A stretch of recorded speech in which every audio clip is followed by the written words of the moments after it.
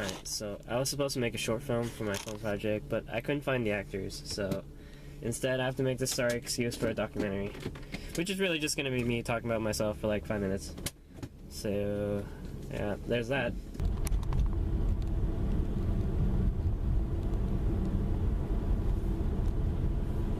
Oh shit, I don't have any cash. Oh, I just used the coins my mom gave me for parking meter, I guess.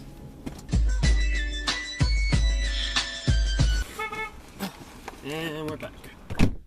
Okay, so where do I start?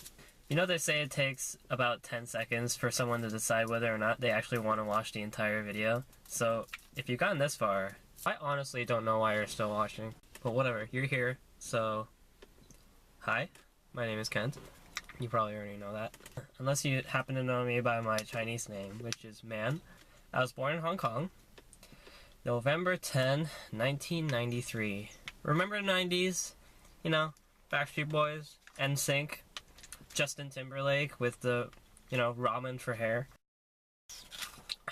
Good times. I don't think I moved in with my parents until I was like 4 or 5. And I think that's one of the reasons why my relationship with my parents is kind of weird.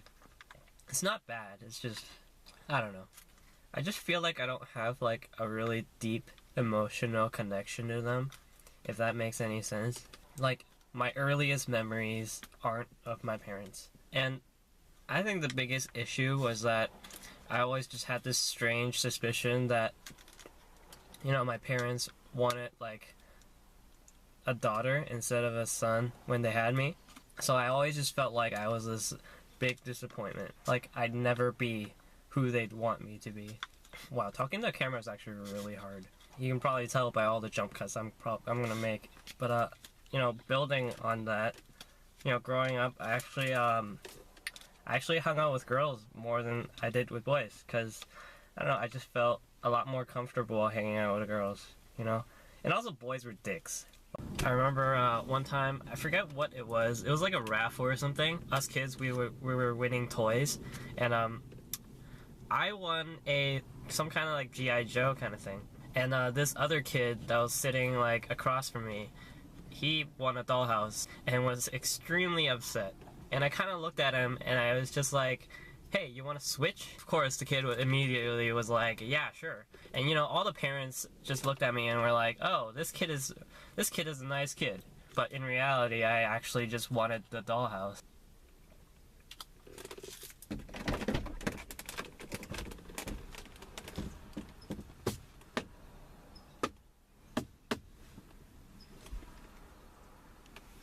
Did it fly out? I think it flew out.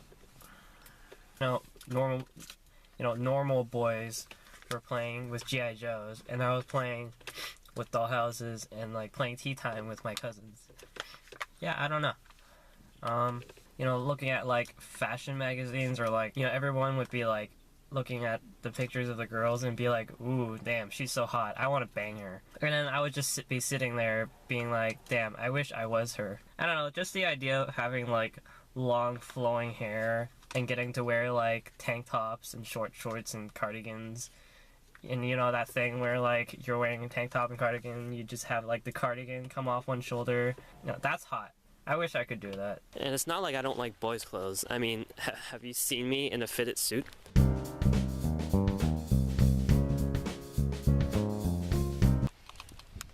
And I've never actually like legitimately told anybody these kinds of things. In fact, I never actually tell anyone anything about myself. I mean, I give bits and pieces to different friends.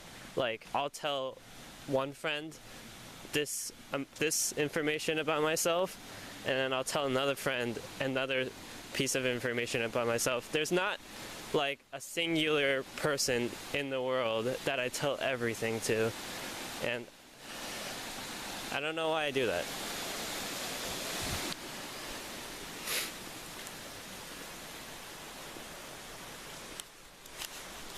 Although I kind of have this running joke right now where I joke around about me having like my spirit animal be like a privileged white girl, because I like drinking pumpkin spice lattes and shit.